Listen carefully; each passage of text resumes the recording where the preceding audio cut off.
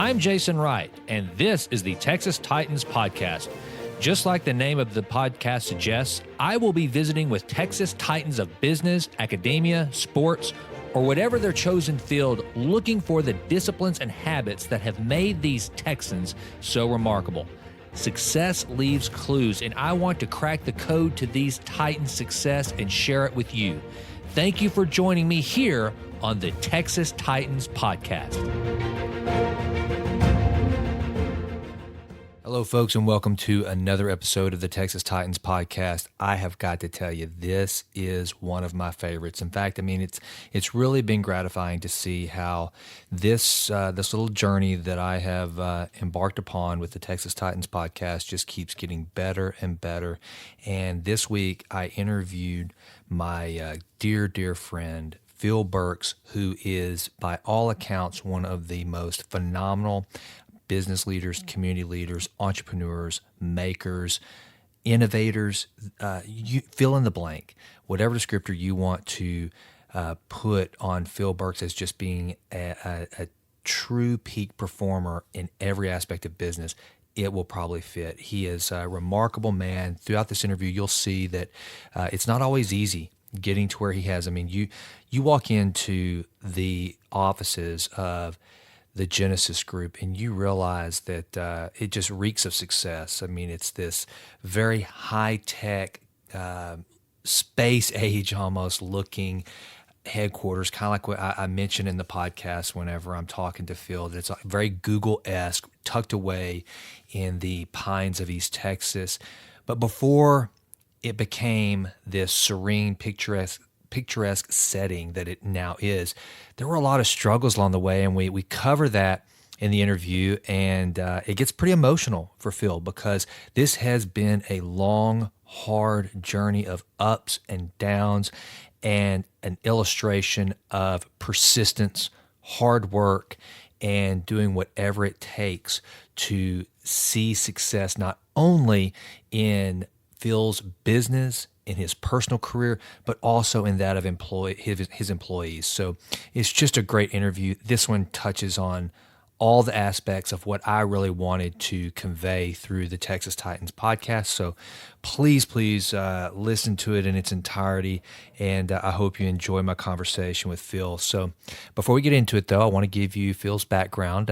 Phil has a BS degree in electrical engineering and technology from LeTourneau University. We're going to cover a little bit about LeTourneau because my suspicion is many of you that are outside of East Texas, you may not realize what LeTourneau University is, but it is a phenomenal little university. A little faith-based school right here in East Texas, located in Longview, that I think you'll enjoy learning more about as we go through this conversation.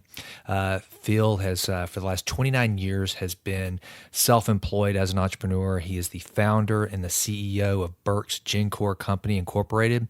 He is the founder and CEO of Gencor Candeo Limited, Gencor International Limited, Gencor LLC, MBCG LLC, and First Technologies LLC. Shortly after college, Phil Burks began a rising career in sales with Motorola. An oilfield client offered a new position and opportunity for Phil to start a tower rental company, and in 1980, Jecca Tower, I think I'm pronouncing that right, Jecca, Jecca Towers was born. Jecca owned towers and also sold and installed towers for MCI, AT&T, and various communications firms. Jecca grew to 65% cash flow, and in 1988, Motorola made an offer that was accepted to purchase all assets of Jecca Towers, and the Genesis Group began. In 1989, Genesis grew from a single DOS-based billing software product that Phil wrote in his bedroom to now over 30 Windows and browser-based software products that are designed to enhance Motorola critical two-way radio systems. Genesis software is globally installed for clients like Motorola Australia, the Kingdom of Saudi Arabia, Bell Mobility Canada, the states of Florida, Virginia, Louisiana, Arkansas, Illinois, South Carolina, cities of New York, San Francisco, and many, many others. Genesis has grown to include over 60 full-time employees at their Tyler office, an office in London, and close affiliates in Melbourne and Mexico City. In April 2013, Phil stepped down as president and promoted Jim Knipp, VP of Business Development, to president. Phil remains as owner and CEO of the software enterprises. Currently, and most recently, Phil became an investor and director of X-Craft Enterprises, a drone manufacturing company in Idaho. Along with X-Craft CEO J.D. Claridge, who was on Shark Tank, Phil has created First Technologies, LLC, to develop and market a specialized drone for police, fire, and ambulance called First Eyes. That's spelled first, the letter first, I-Z, but it's referred to as First Eyes. That's the actual name. As far as his civic involvement, many local nonprofit boards Phil serves on, including being a founding member of the Tyler Innovation Pipeline, which your host of this show is actually a member of that board of directors, and would love to reach out to all of you for support of the Tyler Innovation Pipeline. Management style. Phil defines his management style as first being a servant. And this is a quote from Phil. I want to set an example that others will follow.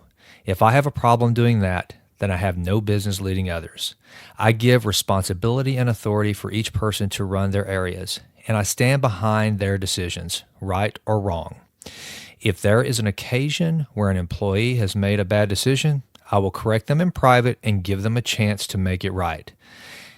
Phil works hard to empower his employees with responsibility and freedom to do the tasks that are present, and will only do follow-up as needed. Folks, that's the professional bio, but you really get a sense of who Phil Burks is and the companies that he's built through this interview. I'm very proud of this one. I hope you enjoy it, and I can't tell you how grateful I am to the continued growth of the podcast. I keep getting more and more feedback. The downloads are increasing far faster than I ever could have thought, so thank you for that. Enjoy this episode. Please don't forget you can go to jasonwrightnow.com to read my blog, Make Your Own Rules, which I think you'll enjoy. It also has all the ways you can contact me. I've got several services and information there on things that I do for both private individuals in the area of coaching and executive training, as well as my speaking practice. So please check that out. But then also read the blog, Make Your Own Rules. I think you'll find that pretty enjoyable. Some pithy ideas and wisdom that I've drawn from virtual mentors such as Ryan Holiday, Tim Ferriss, Gary Vaynerchuk, and others that I'm constantly reading to see how these peak performers are doing, what they're doing, and the practices they're deploying, and try to distill them into some wisdom to put there into the blog.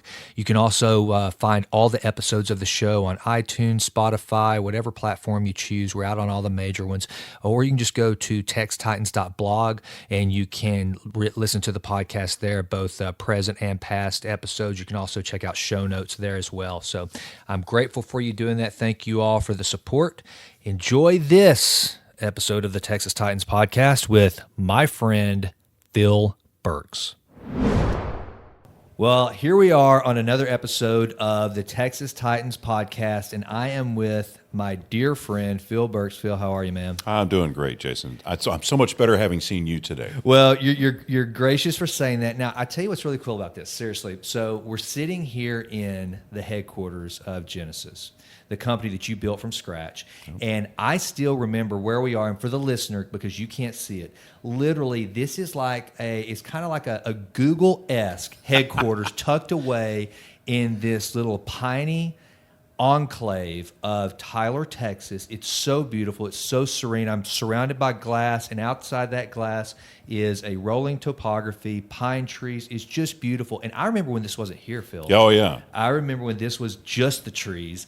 And so what I would like for our listeners to hear today is the story of Phil Burks, the genesis of Genesis, to where it is, because I know it's a great story. I've heard the story, and I have followed not only the success of Genesis as a company and the things you're doing in the technology space in which you serve, but also just you as a business leader. So, today I want the conversation to, it can be about anything you want, but the things that I'm going to selfishly ask for is basically telling us about Genesis, what you guys do, and then the struggles to get here. Because I know there's a really cool story about you just kind of going all in, okay, putting all the chips on the table and making this thing work, and then what disciplines that you have deployed to get to where you are. And also the final thing I want to touch on, because I know that you have a heart for service, for charity, for community involvement. I mean,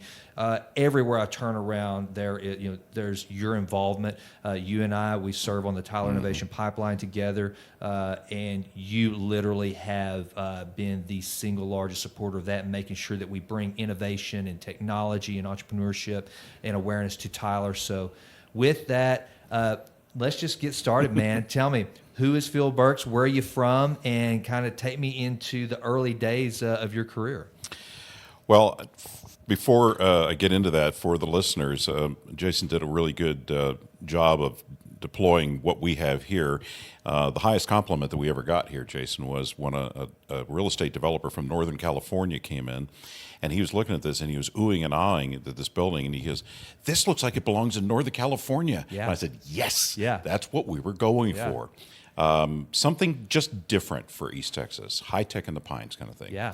And also for your listeners, in case you don't know, Jason doesn't wear socks, so we're sitting here sockless. At least one of us is. So. You're not supposed to tell all my secrets, man. That's the good thing, I've got a face for radio, man. Well, as likewise. well as the attire. Likewise. Gosh, okay. So I started life I was born in Chester, Pennsylvania, which is a suburb of Philadelphia.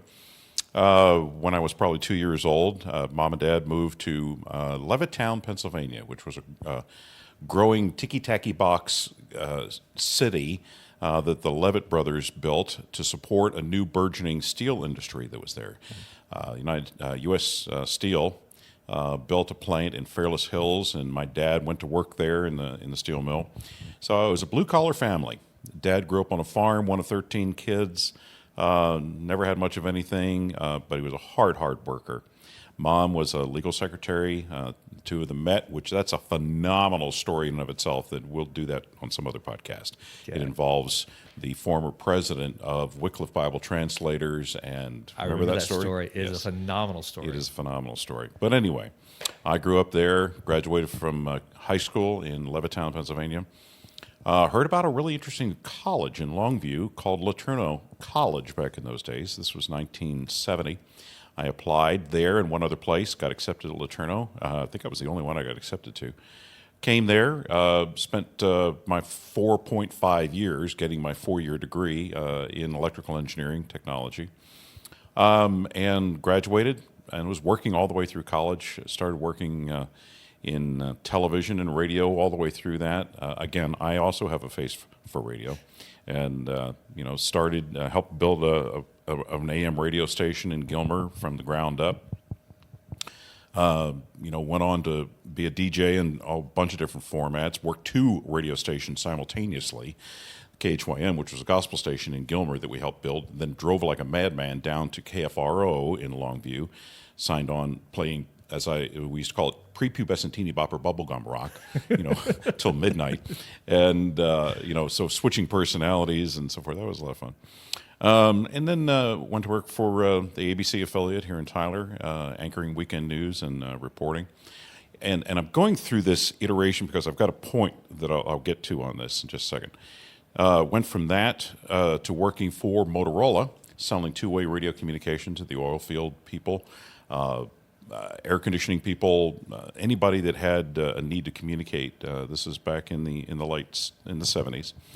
And then I had a customer of mine said, "Hey, let's go into business and let's put up radio towers. These tall red and white structures with the red blinky lights." And so it took me 2 years to decide, but I did. He gave me a piece of the company, gave me a car, gave me the same thing that I had with Motorola, and we built a bunch of towers, including the station that I had worked for, KLTV, the ABC affiliate, built their tower. And, built that business, and then along comes Motorola and says, "We want to buy that company from you." And we said, "Okay." Nextel, if you ever remember the name Nextel, they were also a bidder. Motorola doubled Nextel's bid, and we said, let's think about that. Sure, Right. it's yours. Right. So my chunk, my 10%, was worth a little bit of money, not a whole lot, but in today's terms. But for a 30-something kid, it was a huge amount of money, and it took that. And I had written a piece of software during that time because my brain leaks. And I had to have something to keep it sane because I had to bill customers every single month, and there was no software out there. This is the days way before personal computers. Well, not before, right at the beginning of personal computers. So I wrote this piece of software to keep me sane so that I could keep track of all of my customers. And then when Motorola bought the company, they did an asset buy. Now, I'm going to give you, your listeners and you, one of the secret sauces. I've said 3 smart things in my life that I've ever done. One was to ask my wife to marry me. Number 2 was to ask Jesus to be in my heart. Number 3 is this. When it got down to the question of what should we do with this asset called EasyBill, which was software, they were looking around the room. Well, what should we do with that? Because we'd gone through all the other assets, which are towers and buildings and everything else. And I looked at them. I said, well, and here you go. Depends if you want the liability or not. And they said, no. And I said, fantastic, I'll take it. Well, I knew what the liability was because I wrote the stinking stuff. Right. So it was an easy one to do. Wow. But what you can do is ask somebody in something, when you're selling something, if they want the liability that goes associated with it. And you play off of the strengths and weaknesses of people. And I wasn't being nefarious in it. Right. It was an actually honest question. Right. So they said, no, you keep it. Well, that is what I used to start all of what is now the Genesis Group. And that was 29 years ago. It would be 30 in December of 2019. So that's kind of how we got from there to here. Well, tell me a little bit about your interest in technology so early on. I know whenever I was a kid, I used to take old radios apart. Completely just tear them apart. Now, the difference in me and you is most likely is they stayed torn apart whenever I tore apart, and I never figured out how anything worked. Nope. I never knew anything. But was this something that just intrigued you at a young age? Would you do that? Kind of take me back to how do you end up following this path? No, that's absolutely right. And no, I'm right with you. I never put anything back together. Although I did take it as a chance to learn. I learned what resistors were, capacitors were, tubes. And I actually built simple circuits out of those things. Wow. And no, my dad saw this interest, and he would come home from work, and somebody had given him an old radio or an old TV or whatever. And he had built a workshop, mostly a woodworking workshop, onto a garage. But he built me a workbench where I could take these things apart, and I would literally take the components and catalog them and put them in capacitor drawers. And then I had to learn, well, what's the value of this capacitor? So I got books. Mom and Dad bought me books. And I can still remember my mom yelling, turn the light out, go to bed. Well, I was reading electronic books to teach myself what all this stuff is and how does it work. Yeah. Just a curious kid by nature. Of course, that's got me in trouble, too. I actually, was enamored by a guy named Nikola Tesla back when I was a kid. Yep. And I convinced my mom and dad, I have no idea why they let me do this, but they spent, in those days, probably $50. Well, that was huge money back in those days. This would have been in the early 60s, I guess. And I put all the components together, and I built a Tesla coil. Now, this puppy puts out 100 and some odd thousand volts. Right. I built this up in our garage and then had it up in my bedroom upstairs, and I can still remember one night I turned this thing on. It's got lightning firing out from everywhere, and our next-door neighbor comes over, your house is on fire! Your house is on fire! No, that's just our son. Well, that's awesome because my brother and I, we laugh because we used to throw M60s in the living room to blow up. Oh, brilliant! But we didn't do anything that cool though. We just lit a match and blew stuff up. You're actually building stuff. Oh yeah. Well, we did the M60s, M80s, I guess, or whatever. There you go. And put them into model boats and floated them out, and then they blow up and then boom. Yeah, it was a lot of fun. Now, I built stuff like that, and I remember my dad telling the story. I actually don't remember this. But I built a wireless FM transmitter as a kid, and my dad came in from work one day, and I was transmitting from my bedroom upstairs down to the FM receiver downstairs and saying, "Hi, Dad," and he's looking all around trying to figure where's this coming from. Wow. But it's just tinkering, and I encourage anybody, just be curious, curious by nature. Yeah. So I guess, maybe the difference is I took those things that I took apart, never put back together, but built other things out of them. Yeah. So.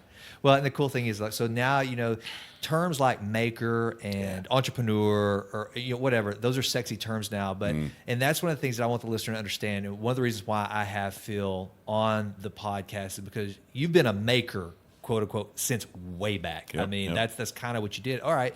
And then I want to make sure that we we highlight a little bit LeTourneau University, because you end up in, that's a long jaunt. So describe to the listener, because I don't think, LeTourneau is one of the most well-kept secrets, and not just in East Texas, not just in Texas, but the United States of America. Incredible history there in engineering, and what Mr. LeTourneau started way back when for his own, for the community and the employee he was trying to create. Right. So tell the listener a little bit about LeTourneau University. Oh, thanks for asking. And I'm going to start with the end. Yes, I was a student there. I am now a trustee at LeTourneau University. So we've kind of come full circle here on this whole thing. But when I applied, I knew R.G. LeTourneau as an inventor. He invented heavy earth-moving equipment. He invented the electric wheel, which is used all over the world now. I forget how many hundreds of patents he had. But he was a man of integrity also. He has a great book called Mover of Men and Mountains, if any listeners would like to pick it up and hear his story. In so many ways, Jason, my story parallels his. Accidentally, in air quotes, I came with just the idea that it was a college that had a faith basis to it, which I had as a child as well, and it had an engineering focus. I knew that they had welding, I knew they had mechanical engineering, electrical engineering, and so forth, and that was the big thing. But one of the things that he did that really intrigued me, as a faith-based person, we are taught to give 10% of our income back to the Lord, but he flipped it. He gave 90% and kept 10 for himself. I didn't know that. Yes, he did. Wow. And he talks about that in the book. He said it was not a really conscious, we're going to do this tomorrow. It just evolved. He just kept giving more and more and more, and God kept giving him more and more to give. Right. But he had machines. I think I read that most of the early days when Eisenhower put the interstate highway system together, his machines were used to do most all of the clearing and the laying of the foundations for the interstate systems. Back in World War II, a lot of his machines were used all around the world. Just a phenomenal inventor and a man, hard driving man as well. So that was my thought process in going. And, and as happens in so many things, I got disconnected for a bunch of years, building family, building company. I didn't have any time. I didn't have any money.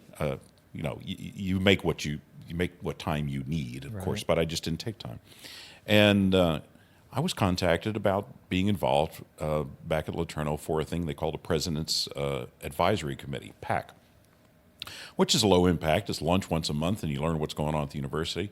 And it grew back from there. And now LeTourneau University is, I think the moniker they're using is a Christian Polytechnic University. Wow. So it has everything all the way from a nursing program all the way to aeronautical engineering, one of the great avionics schools in existence. They graduate people with degrees in air traffic control. Right. They have undergraduate degrees in drones, which I know we'll probably get to talking about. So it's a phenomenal university that has a faith basis for the whole thing. So now let's go back to you've sold your company. You're in your 30s. You've got a little chunk of change, and you're going to decide what to do next. What do you do? Yeah, a lot of prayer. I have this definition for an entrepreneur, and that is a man that's on his knees Friday night praying for payroll on Monday to show up. Okay, you're going to love this. If you haven't heard this, so Trey Bowles, an interview I did a while back, great entrepreneur, just a phenomenal guy.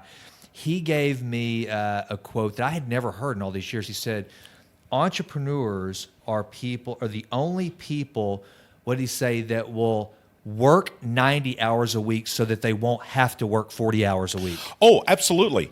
And now I will tell you that, and I've told audiences this, Jason, and I said this when I spoke in chapel at LeTourneau University. I said, I proposed to you that R.G. LeTourneau was lazy. You could hear the gasps coming from the audience. I can imagine. And I said, because I am lazy. I work hard to be lazy. Yeah, exactly. I mean, build a bigger machine so you don't have to work as hard. Yep. Build a better mousetrap. Build software. Right. So anything you have to do over and over again, you don't have to do, and you can go do something else. Absolutely. That is absolutely a true statement. Absolutely. In those early days, it was survival. Mm-hmm. Now, what are you doing at this point? So you've got the tower company that's sold. Right. Are you doing another iteration of that, or have you moved on to a different technology? So I wrote that software. Okay. And so when we sold everything, I was left with the software and, Gotcha. and a little bit of change. Okay. So the first thing I did was I read a book on how to become a consultant, because a consultant is a person always looking for a job, right? Yep. And I thought, well, I don't have anything to do here. I had a couple of customers for that software that I had when we had the tower company. And so I went back to them and started improving the software a little bit. And, it's kind of, and this, by the way, was done in those early days in our bedroom. And the reason I know exactly when this was is because our son Joshua will turn 30 in November, and this all started in December 30 years ago. Wow. So he was on my shoulder literally in the middle of the night while I'm rocking him back to sleep after changing his diaper, and I'm writing code until 2 or 3 or 4 o'clock in the morning, and then Mom would take the day shift. So that genesis of it right there, I'll tell you a fun story that you and I alluded to just a little bit ago before we came on the podcast here. I got to the point where I'm going to remember there was like $182 in the bank. I had $5,000 worth of bills sitting on my desk. I had no idea how I was going to, and I was panicking. And I had them, I could still see them. They were sitting on my calculator, which was off to the right. And I did what when I speak, I tell people I did what I call a Pat Robertson moment. I literally got on my knees. I put my hands on the bills and I said, God, I have no idea how these are going to get paid. But I have seen you work miracles in my life in the past. And I got nothing here. Mm-hmm. I'm out of ideas. I'm out of energy. I'm out of steam. And if these are going to get paid, you're going to have to do it. Turning it over that far and saying, and if it doesn't, we'll close it. We'll go do something else. Walmart, they'll probably hire me. Yeah. I got up from that prayer. 10 minutes later, I got a call for an offer for a consulting job in what is now called the Batman Building in Nashville. Yeah. If you look at that building, it's got the 2 spires. Course, I got a consulting job to help figure out how two-way communications could fit into that top along with broadcast, and how we do it with isolating customers and competitors and so forth like that. Because I'd done some of that with our tower company. Right. And take a guess at what the value was of that contract. I'm going to say it was somewhere around $10,000. It was actually $5,000. I mean $5,000 because that's what you needed. $5,000. $5,000. Yes, that's exactly what it was. Wow. So I asked him. I said, "Any chance you could give me $2,500 in advance?" And they did, and so I was able to take care of those bills, and then pay the credit card down a little bit, and fly up there and do that consulting gig. Yeah. And so that hasn't happened once. That has happened, I can't even count the times where those things have happened, where God was saying to me, how much do you believe in me? Yeah, yeah. I tell people all the time, Jason, and this is a good time to tell this. I tell a story about three guys out fishing in a boat. I don't know if I've ever told you this story. And it doesn't matter who they are, but I tell it as three different ministers. Right. There was a pastor, there was a Catholic priest, and there was a Jewish rabbi. And again, please understand, listeners, this doesn't matter which way this goes. But so it got about lunchtime, and the pastor said, "Oh, it's lunchtime, and I forgot my lunch." So he gets out, walks across the water, goes to his pickup truck, gets his lunch, walks across, comes back to the boat, sits down, goes back to fishing and eating. Well, the priest says, "Well, I've been, drinking my drink here all morning long. It's time for me. I've really kind of got to go." So he gets out of the boat, walks across the water, goes behind a tree, walks across the water, sits down. Well, the rabbi, not to be undone, says, "Well, it's time for midday prayer." So he steps out of the boat, sinks to the bottom. So the pastor and the priest look at each other and say, "Think we ought to tell him where the rocks are?" So every day, my prayer, Jason, is that God will put my foot where the rock is. I can't see it. Yeah. It's below the surface. Yeah. I know it's there because I have stepped on the water enough that I know that it's going to be there. But my prayer every day is, "Lord, put my foot where that rock is." Yeah. So it's like these consulting jobs. I don't have a clue most days what's going to happen with those kind of things, Right. but they just happen. Right. Well, it's interesting you say that, Phil, and it's a great moment to mention to the listeners there who think they want to be entrepreneurs, because there's a big difference. I've worked with people that have come alongside me in different ventures. They thought they wanted to be an entrepreneur. It sounds sexy. It sounds great until you actually are faced with those moments. But if you're up for it, there are some opportunities for some amazing things to happen. I had a similar situation in which I had been in business for about 3 years. And so I started making a little bit of money. Well, with money, it comes taxes. Yep. And I've always tried to keep a little bit of a cash cushion, right? And I would try to build up. I had a certain number that I would always want to meet. And it seemed like every single time I start to get close, something would come and wipe it away. Absolutely. And I'll never forget one time I get this $10,000 tax liability I have to pay, and I have in a little strong box in my house. I'd squirreled away about $10,000, and I remember going and getting the $10,000, just as angry as I could possibly be. And I prayed. I said, "Well, Lord, I guess you're just showing me you don't want me to have cash."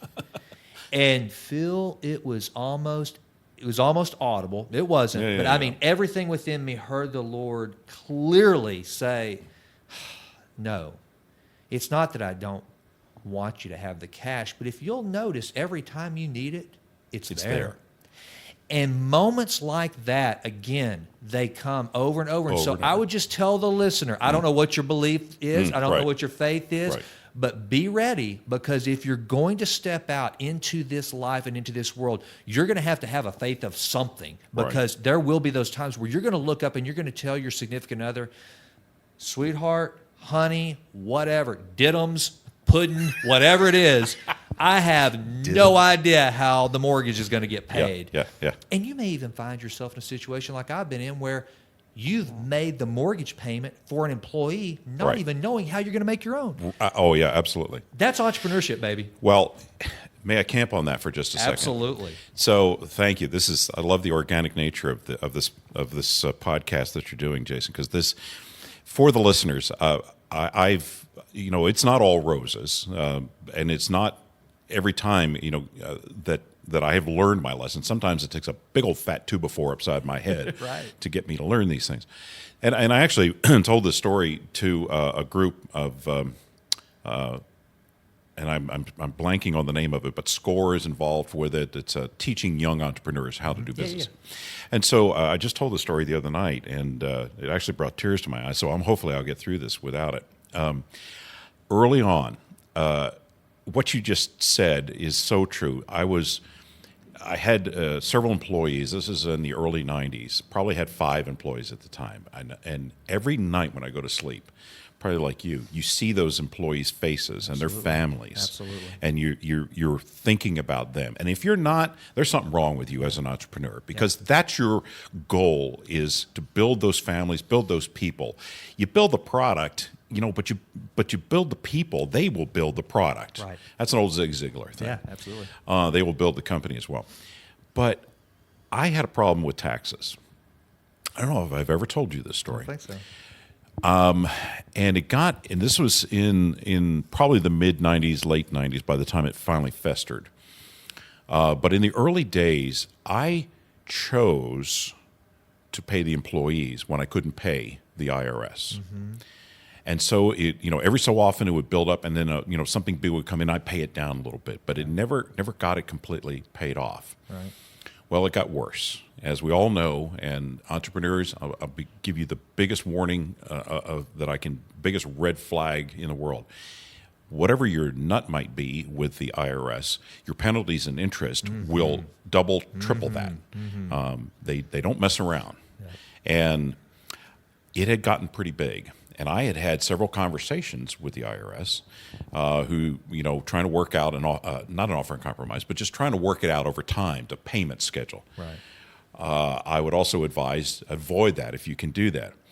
I was on a plane trip to Jakarta, Indonesia.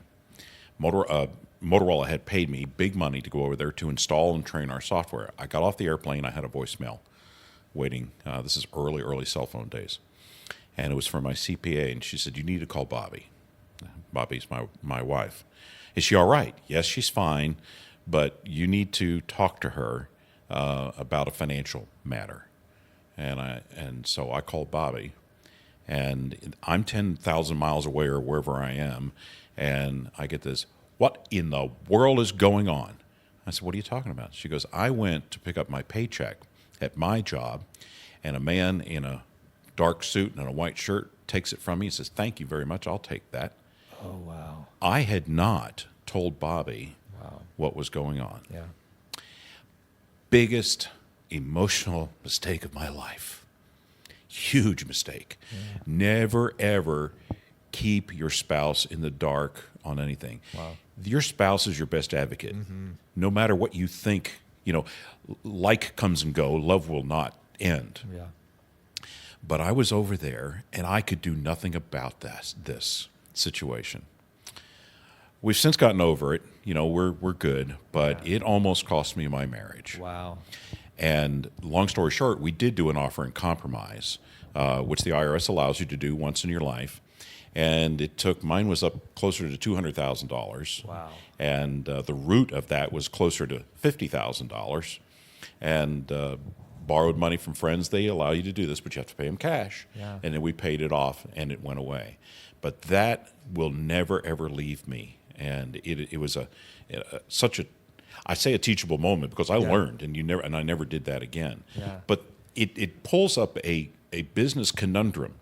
Do you pay employees when you have only enough money to pay them, and don't pay things like the IRS? Yeah. And I posed that to the group, and I said, "I'm not going to give you an answer." Yeah. For me, it sort of worked out. Yeah. It was painful as all get out. And one of those employees is still with me, Jason. Wow. 20 some odd years later, 25 years now, I guess. And there's another one that's virtually the same length that's still with me. And their families are flourishing, and they are making great money. They are leaders. They're vice presidents in our company because they believed and stuck with me. Yeah. There were times where they went, I think the highest was 6 or 8 weeks without paychecks. Wow. But I still have an email that says, "Please believe, please believe." Right. And I pull that out every so often when I'm feeling down, but it worked itself out. That's awesome. What a great story. And, going back to Zig Ziglar, no one will care how much you know until they know how much you care. And what those employees saw in you is, man, this ship is being steered by someone who truly cares about the folks that are on board with him. And so, and a great lesson, because I'm telling you, again, going back to where this all started, to the listener that walks in here into this gorgeous corporate headquarters in this beautiful, serene setting, they don't know those stories. They don't understand. A similar story, and I won't name him on the podcast because I didn't get his permission to tell the story, but folks, there's another story where one of my closest friends, entrepreneur, he had rolled the dice. He was a builder and had done everything. And this is a great guy. This is not a bad guy. This is not a Bernie Madoff. This is not somebody who was, doing any kind of crazy shenanigans. He had gone all in on his business, and he got to the point where he was so broke that his wife, with their children, is at McDonald's and tries to pay with her debit card. Denies the debit card. She has no cash. And he told me, he said, Jason, I had no cash to bring her to pay for the McDonald's where she was stuck. Gosh. I mean, those are the stories that I'm telling you, folks. Be careful what you wish for. You may find yourself an entrepreneur, but if you believe in what you're doing, at the end of the day, that's what kind of sustains you, right? It is you know that it's worth it. It's just like we were talking about. You'll work those 90 hours building something that you can look back upon and that to keep you out of the 40-hour work week for building something that is meaningless to you. It's just a paycheck, but it can be gut-wrenching and tough. It can. I also tell audiences when I get to speak, and this is not original to me, but if you have an old-fashioned dictionary at home, and if you have an X-Acto knife, go home to that dictionary, open up to the Q section, take the X-Acto knife, find the word quit, and cut it out. Yeah. You're not permitted to quit. Yeah. You are permitted to fail. Absolutely. You are permitted. Please allow yourself the permission to fail and fail forward. Yep. But do not quit. Yeah. Do not. And if I haven't said it enough, don't quit. Absolutely. Well, hey, and that's a great point too. And again, and I love this, man, because another one of Zig's things. I mean, this is great. Anytime you can bring up Zig, you know you're on the right track. Right. But one of his deal is, what was it? Failure is what does he say? Failure is an occurrence. It's not an identity. Yeah. And so many people, and to the listener out there, because I mean, the podcast isn't about me; it's about my guest. But you're listening to a guy, you're listening to a host that if there was a way to fail, a lot of times I found it. But fortunately, I had good people around me and enough cushion and margin during those times to not fail so bad that I literally stepped back and just consider myself a complete failure. Yeah, I tell young entrepreneurs and people I get to mentor, sitting in that chair where you are right now, Jason, where I've said to them, you're going to have those days where you're going to take 4 steps back and you're just going to go, well, crud, I can't do this. Yeah.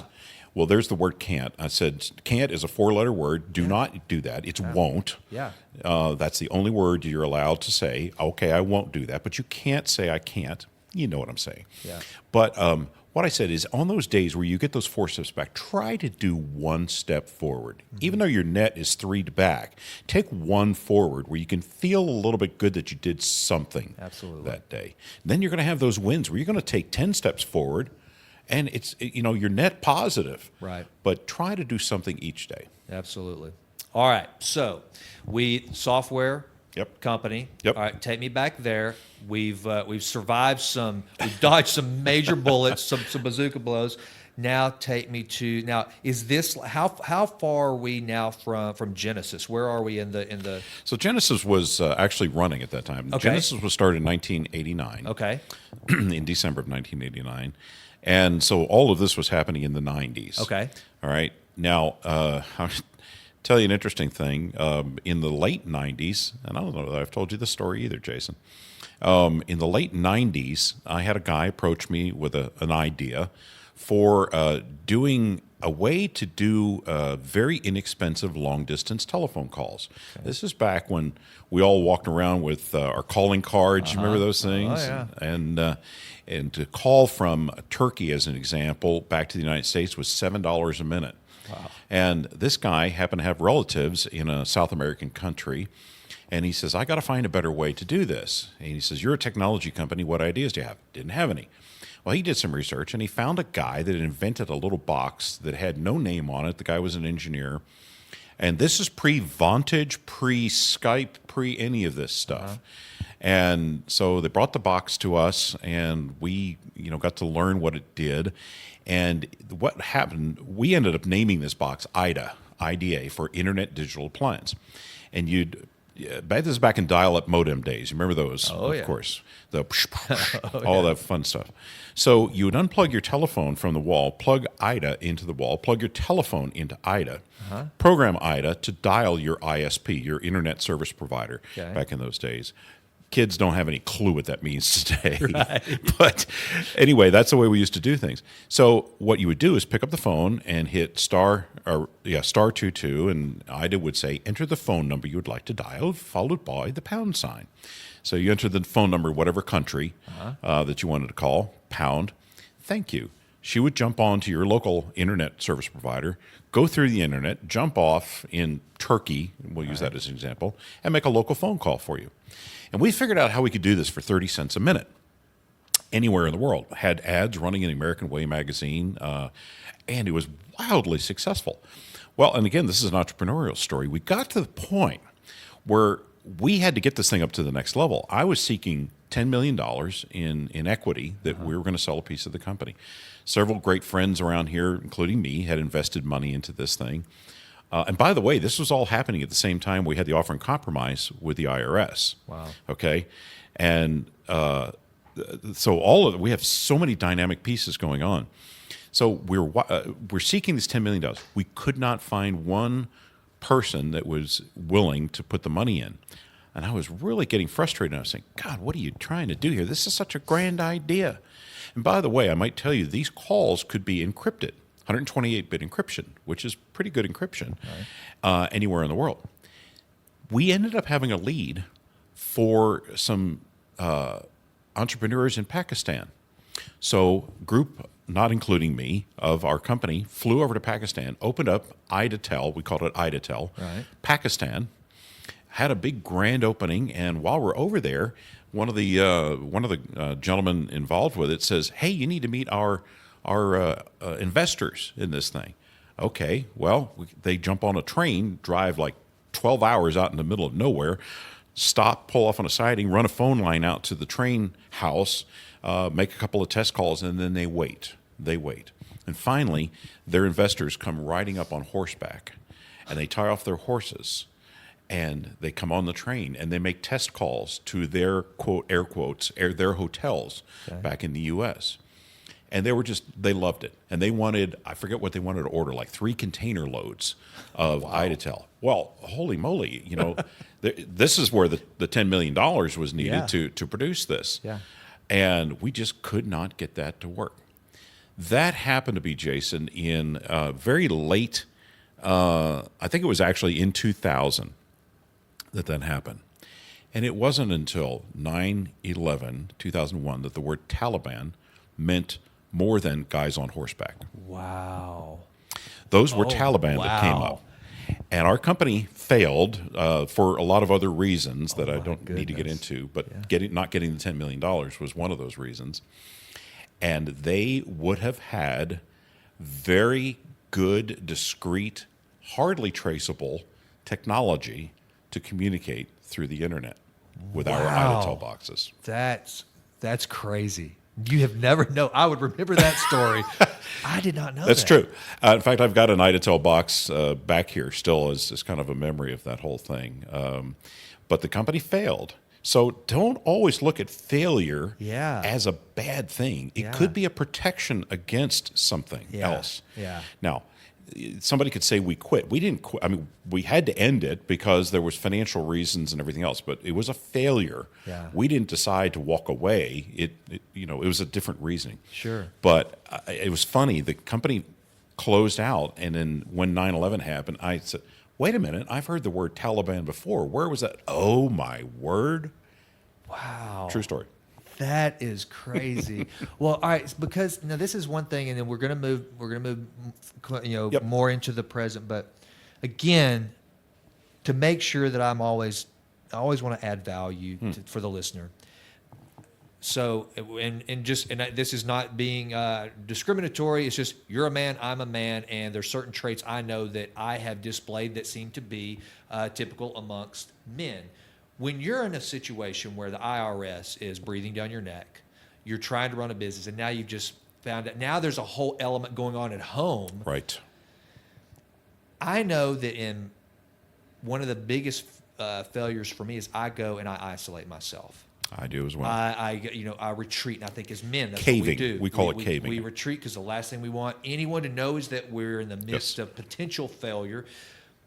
During those times, what did you do? How did you keep yourself in the right mental state, or what did you do wrong if you found yourself, if all of a sudden something happened, God forbid, and you're faced with that sort of situation that you would do differently today? What does that look like? Oh man, that's hits into the home. Gee, thanks for asking. Didn't mean to go Oprah. No, that's all Oprah. Yeah, thanks for going Oprah on us. No, it's true. I mean, my wife called it caving. I would go into my cave. Yep.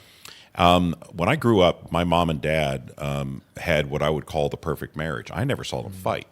That's actually a problem because I didn't know how to deal with conflict in marriage and conflict in business. I mean, I just had to figure it out. Yeah. And I recognized it in myself where it was almost a depression that I would have. You absolutely been there. You feel that.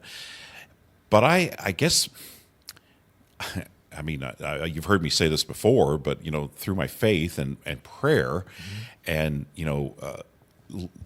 learning more about how to deal with this by listening to other speakers and so forth, I recognize it as a weakness that I have.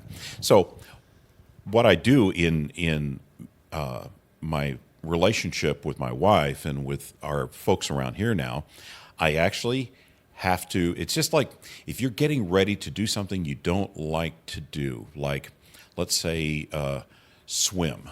There's some people that just can't stand water. You just have to say, all right, I'm going to do this in 3, 2, 1, and I have to get myself to that point where, and I'm now better about getting out of that cave much faster. And as well, and I'll be very honest, I've learned how to surround myself with people smarter and better than me. There are people here at Genesis that I have in place to take care of the weaknesses that I have, that I recognize, and I've declared to them, I have a weakness here.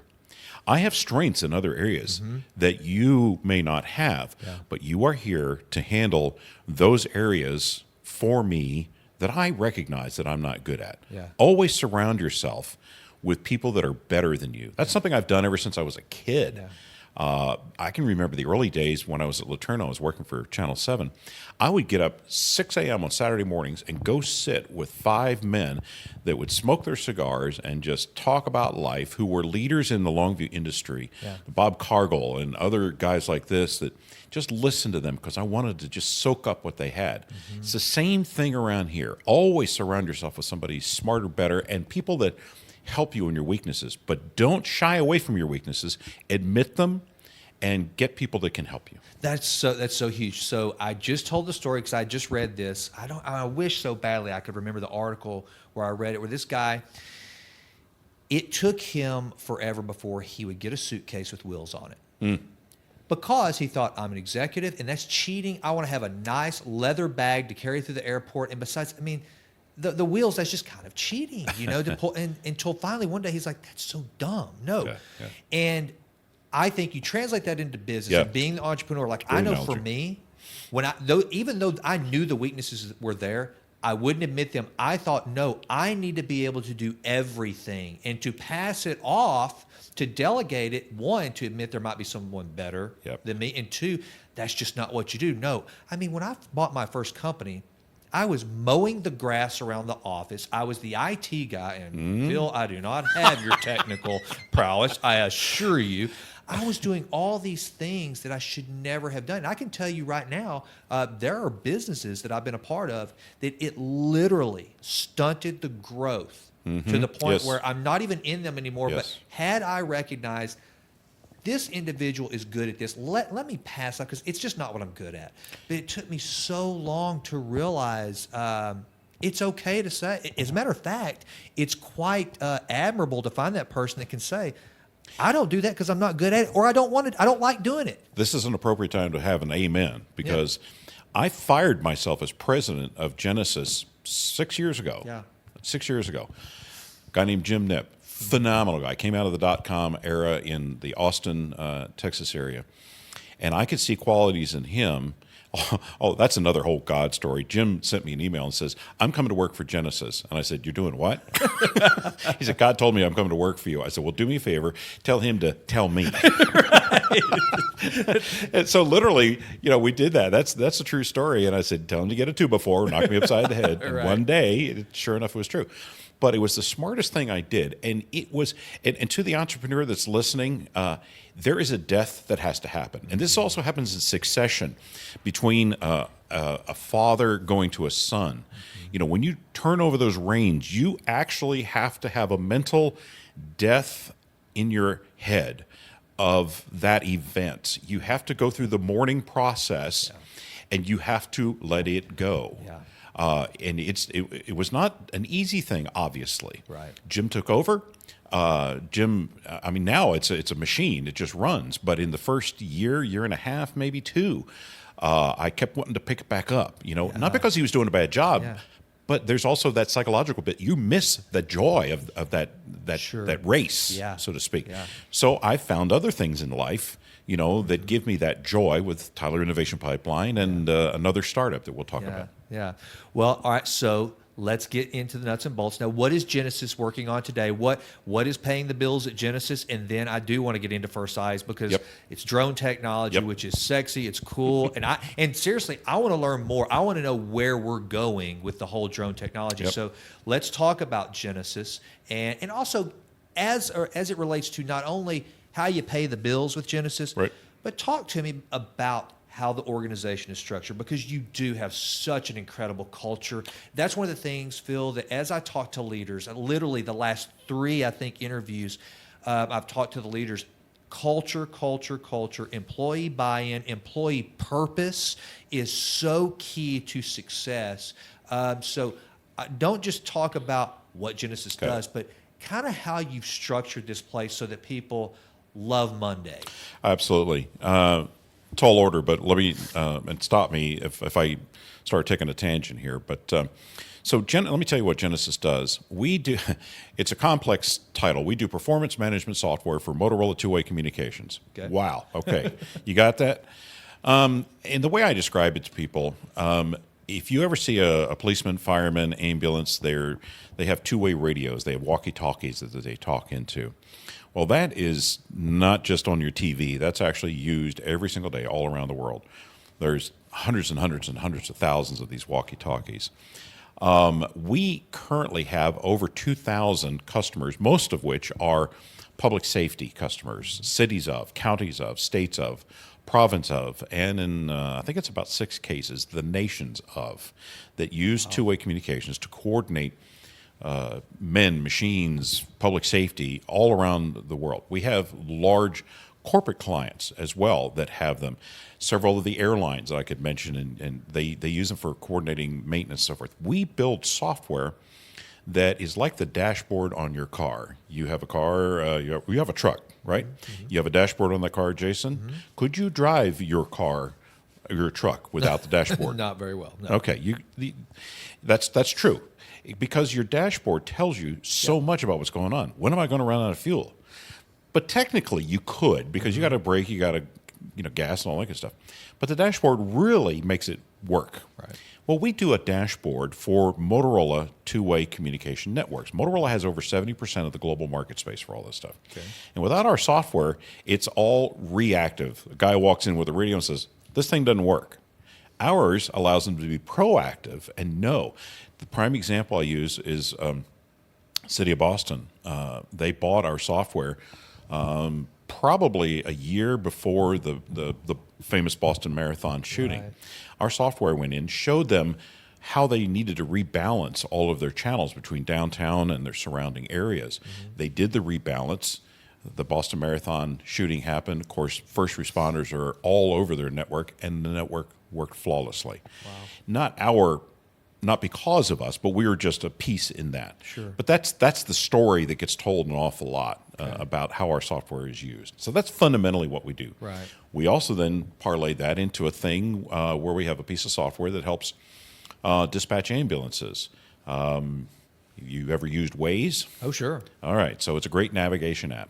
We actually have an exclusive with Waze in the United States to consume the traffic information and other information that comes through it for helping to dispatch first responders. So we have all this information. If you have ever used Waze, you know that you can press 3 buttons and say, I just saw a major accident. Yeah. Well, guess what? 40% of the time, we know about accidents 4.5 minutes ahead of 911. Really, because of the repository of information coming through the Waze? Absolutely, correct. Oh, wow. That's Now, fantastic. not all the time, but that's 40% of the time. 4.5 minutes is a game changer. Yeah. We were installing it and training it for Champion Ambulance Service, which is over in Longview, not far from where we're sitting and talking. And 20 minutes into the training, 3 things popped up and said major accident on Interstate 20 at Highway 135. The trainee said, do you think I ought to send an ambulance? Our trainer, Chad, says, yeah, that looks valid to me. She did. 11 minutes later, the 911 call came in. Wow. So Wow. we're doing that every single day. Yeah. We add in layers of weather and so forth, and there's stories I could tell you about weather. But the concept, so that's kind of what we do with Genesis. We're out there helping our first responders and corporations to better utilize the two-way communication, get the value out of it.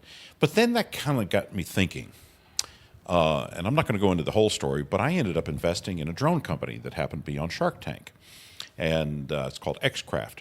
And I got talking to J.D. Claridge, the guy that's the CEO, and we got talking about how we really wanted to move the drone industry forward. And then I got talking to him about what we do. And within about 20 minutes at a trade show, we cooked up this whole concept called First Eyes. And First Eyes leverages that information that we have in Genesis Pulse to get ambulances, and using Waze to get ambulances out faster, fire people out faster, get them through the right roads to get there. And we said, what's the holy grail for our first responders? That is, we call it situational awareness. Okay. Now, to break that down, that means letting them see what's going on at an incident, a fire, a disaster, an accident, before they get there. Right. That's like time travel. Sure. Well, we can do that with this drone that we've created called First Eyes. It's actually a drone system. And what happens is, if an incident pops up at a 911 center, they call them CAD systems, computer-aided dispatch, the dispatcher can say, I want a drone for that. We file all of the automatic flight plan stuff with the FAA. We program the bird with the incident where it knows where the bird is, knows where it's going, and the flight path is already approved by the FAA, all done within roughly 45 seconds or less. We have a human that goes, yep, this is okay to go. The bird takes off vertically and then transitions to horizontal flight over 60 miles an hour, gets out to the incident, usually beating the wheels that are on the way, sending live video back to them so they know, hey, I need to come in from the northwest, not the southeast. I need 3 trucks, not just 1. And by the way, I can see there's power lines down. The caller never said anything about that. We need the power company in here first. And we happen to have gas sniffing technology on the bird. We can drop the bird down to the deck and sniff for natural gas leaks or anything like this, or if it's an overturned tanker, do we need hazmat in here first? And then we go back up in the air, and we wait until boots get on the ground. We do it, we'll call it loitering. We go around in a circle, keeping the camera poised on the incident, and as soon as boots get on the ground, we go back to the drone port, the house that we come from, land, go back into charging, wait for the next mission. Now, does First Eyes, will you have your own like command center, for lack of a better word, or will that be something you train law enforcement to have their own kind of dispatch center where they're controlling the drones? How does that, in other words, will this be something that if Tyler PD decides we want to be a First Eyes client, will you also have the ongoing, okay, you can do it, but you're like a subscriber base. We're the ones that are going to control it, or does the actual client control it? C. So it's kind of a combination of all of it. We are going to have a dashboard, but it's going to be less about the incidents and more about are our birds performing to the specification that we've told the FAA they will perform at. Yeah. are the drone ports where they live? Is the air conditioning working? Is the door performing right? Are the charging mechanisms working right? We have that dashboard. The local entities may have a dashboard, but they're more than anything, they're interested in what's coming out of the bird, the video, the optical video, the thermal video, the gas sniffing information. That's what they're mostly interested in, right? So they will have that. But C is that we're going to do this as a service. Our plan is not to sell anything. We're going to, for lack of a better term, and this is registered trademark, so I got to be careful saying it, but it's drones as a service. So we would come to the city of, the county of, or the 911 district of, or the fire district of, and say, got a deal for you. For X number of dollars per month, we'll provide a bird and the port, or a network of them, might be 10 that cover an entire area. They will all be networked together, and for a monthly fee, you get the bird, you get oversight, you get battery changes if necessary, props, maintenance, et cetera, like this. And we'll put this out all across the United States. And as an entrepreneur, I love recurring revenue. Mailbox money's great. That's fantastic. All right, so this is one of the things I wanted to ask you about, Phil, and I'm not. It's one of those where I'm trying to look smart. So, listener, understand your host is just trying to look like he knows what he's talking about.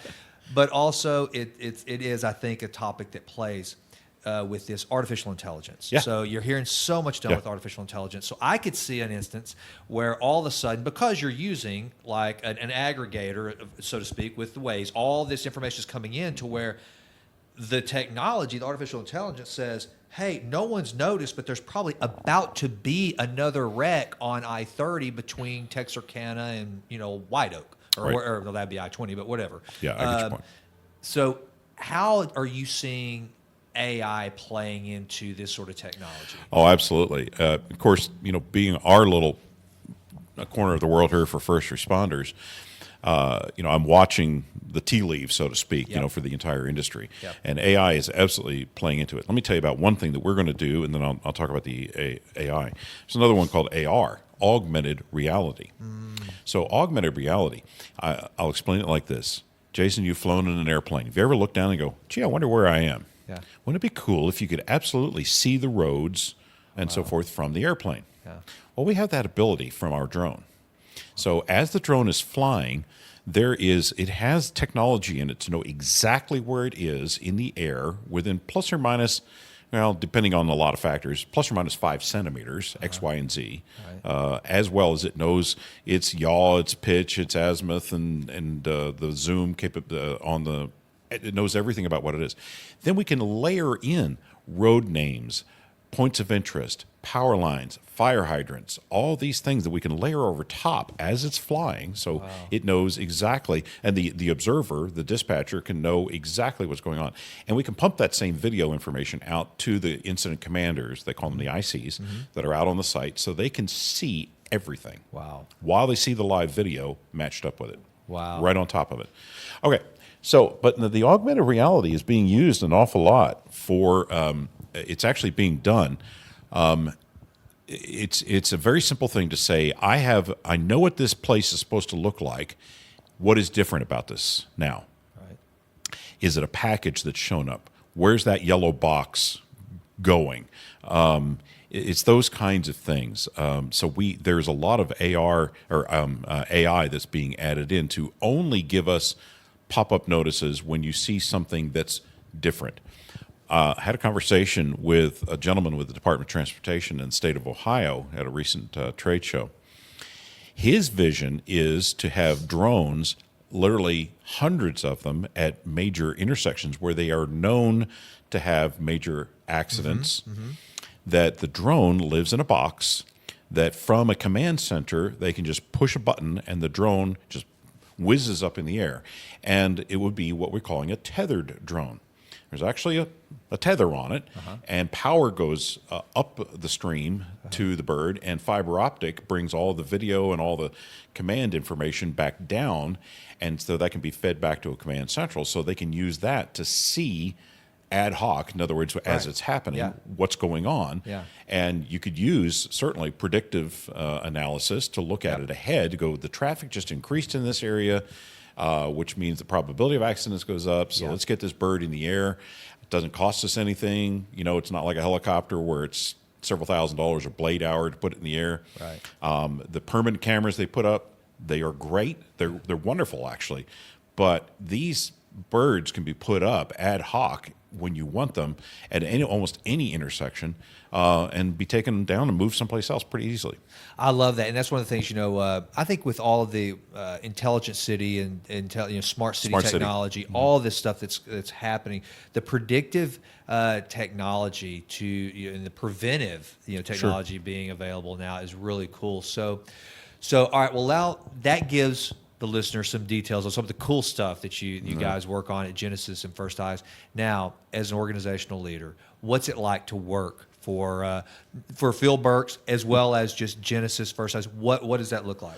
Yeah, and I did skip over that when we're talking about Genesis. So you're absolutely right. Culture is so important here, and in fact, so much so, Jason, that we've actually, like most any entrepreneur, we've had a couple of offers to buy us out. Sure.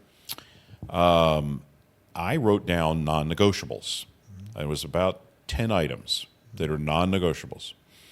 And number one or number two on it, I'll give them, these are about the top four, and I forget which exact order they were, but maintain the brand if you're going to buy the company. And there's a moratorium of about 24 months. I said, I don't expect you to keep it forever, but in 24 months, you're going to know what you've really bought more than the numbers, because the numbers are just an affect. Yeah. It's the people, it's everything that's here. But you got to maintain the brand. You got to maintain the people. You cannot fire anybody. You can't come in and do a 20% head reduction just because you got to make numbers. Right. You're going to have to spend 24 months getting to know these people. Then you can do what you want, and maintain the culture. Those were the top three things. And that's a tall order, right? That last one, I think that's the toughest. Guess what? I walked away from millions of dollars because they couldn't sign up for that. Yeah. Now, I'm not saying I'm anybody special. It's just that lives don't have a price on them. Wow. These people that are here need to understand that I value them. Yeah. That Jim Nip, the other guys that are in leadership here, value them far more than any product. Right. Far more that's going to come and go. Years ago, you remember Promise Keepers? Oh, sure. So I heard something there that just stuck with me. And you got to think as an entrepreneur, who's going to cry at your funeral? Yeah. Who's going to be there to mourn the fact that you're not there? Is it going to be your customer? Possibly, but not likely. Mm-hmm. Is it going to be your family? Yes. Is it? And this family that we have here is very much the family. We had a hard thing recently that we have I'm firing off in two directions here, but we had a product line that we had been working on for a number of years, and that product line ended. And we were doing it for a customer, a very large customer, and that ended. And we didn't have any income to replace that. So we unfortunately had to do a layoff. And it was the hardest thing that we have done in our 29 years of existence. And it was about 10 people that we had to do. But what we did, we told them, this is no fault of yours. We gave them 6 weeks plus 1 week per year that they had worked here, plus COBRA'd their insurance, and plus letters of recommendation. Plus told them, you're welcome back here to come if you want to engage in what we do for our culture. We've already had several Meals on Wheels is a big one that we do. We've had several of them come back and work Meals on Wheels routes. Yeah. So like you created alumni, which I think is huge. Exactly. That to me shows the strength of a culture when people consider themselves an alumni of an organization that they want to continue being a part of. Yep. We had a guy, and this is a great story. This tells about the culture, Jason. Years ago, he was hire number 4, maybe number 5, very early on. When I hired him, his name's James. He had a Red Bull in one hand and coffee and a cigarette in the other hand. I had no idea what Red Bull was. I thought he was drinking in the parking lot. But James came to work for us, worked for many years. He got an offer across town for almost double what I was paying him. And he came and talked to me. He says, "Phil," he says, "I've had this offer." And I said, "Well," he said, "I'm not trying to hold you hostage." I said, "Well, James, even if you tried," I said, "I can't. I just don't have that. I can't pay it. There's no way. But man, hate to lose it. This is a great opportunity for you and your young family. So we went to work for this other guy across town. 11 months later, I got an email from him. He said, "Daddy, can I come home?" And so we went to lunch. And James, I said, "So James," I said, why do you want to come back? He says, "I don't care what you pay me." But he says, "I learned why the grass is greener on the other side of the fence." And I said, "Why is that?" He says, "Because the direction the cow is facing." He said, "I got pooped on every day." Wow. And he says, I don't care what you pay me. I got to come back to Genesis because you build me up every day. You give me high fives. Yeah. You make me feel valued. At this other place, he was demeaned, told he was not worth anything, and he was there just as a worker. Yeah. And so that speaks volumes to what we do to this day. We have a whole thing, hashtag Genesis Gives Back, where we have employees are given the opportunity to take a small amount from their paychecks, $5 a paycheck, put it into a fund, and we have a committee. Then if they have a passion about what they want to give to, we give to it. Yeah. We also then have a committee where we've dedicated approximately 10% of our net profits. I'd love to have it higher, and there are ways to do that. 10% of our net profits that we give back to the community, all the way from Meals on Wheels to CASA to other nonprofits. Right. And so that's just the way to give somebody a smile when they're really down, and that's to get them to do something for somebody else, right? Absolutely. So Absolutely. We're teaching our employees, some of which are millennials, how to do this. Yeah. So when they go someday to another company, they have the tool sets to go take the Genesis way out and proliferate it around the world. Well, and I mean, so going back to kind of like we were talking about when you're in those deep, dark moments, and I'm telling you, the listener, I'm telling you, this will be one of the hardest things you've ever done. But if you're in a funk, if you are just flat out, I mean, let's just say, if you are depressed because you've made some bad decisions, if you're isolated, get around people. I mean, look, I'm not trying to play armchair psychologist, but I'm telling you, get around people and go do something for others. When you start serving others, whenever I first started, one of the funniest stories I love, and I think I've told it on one of the podcasts before, my first year in business, Phil, I basically I lived off savings. And so it comes time to do my first tax return as an entrepreneur, personal tax return. I hadn't taken any income, so I call up my CPA and I go, "Well, how does this work? I can't get a refund because there's nothing to refund." But during those times, I was very cognizant of the fact that this business doesn't belong to me. And so what I did, and I'm telling you, check me out on this, check Phil out on this, listener. What I did, and I don't like telling this story because I don't want it to be about me, but because I didn't have anything personally to tithe. I didn't have that 10% because I wasn't taking anything home. So I started doing what you just said. I started taking 10% of the company, whatever was left over, that came off the top. Never missed a payment. The lights always stayed on. And then fast forward to when Chris Phillips and I start WP and Company. I had been a franchisee for years with Century 21, and I decided, what if instead of paying royalties to a franchise, what if we took a percentage and put it back into the community? Chris, being a community and service-minded individual and the greatest business partner I could have ever asked for, we were on the same page. And so to this day, Chris has continued. After I sold my half of WP, Chris has gone on, grown the business, and to this day, WP still gives the first 3% of the commissions earned to this community. And I'm telling you, if you want a surefire way to make yourself feel better, and to your point, to make your employees believe and feel as though they're a part of something bigger, give it away, do for others. It absolutely works. It's counterintuitive to the person that's just trying to make Monday happen. Right. It's counterintuitive. But what Jason just said is absolutely the truth. Now, but I'm going to caution you, don't do it to make yourself feel better. Absolutely. That is just something that happens because you have done it with a pure heart, that you understand that there are people out there that need you. You go,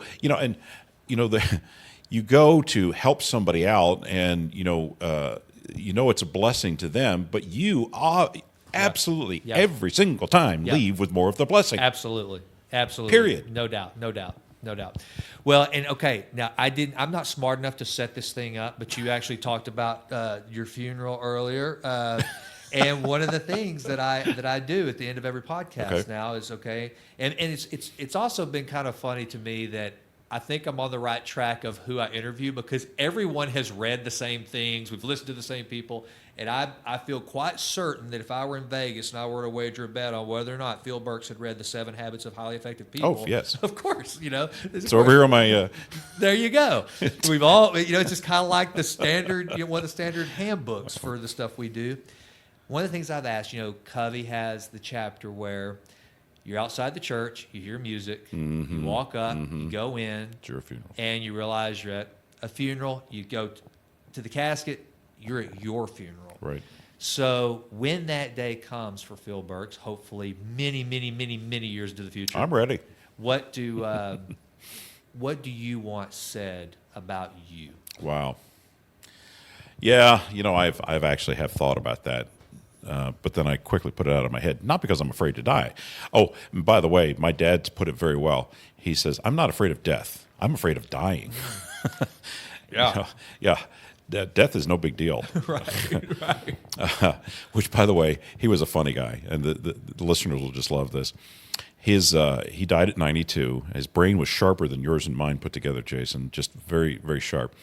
I was in hospice. I would go. He was in hospice, and I would go in the afternoons, and I would pray with him, and maybe we'd sing a song until he got to where he couldn't do it anymore. And I was walking out one day, and I hear this, "Hey, Phil." I said, "Yeah, Dad. You got a gun?"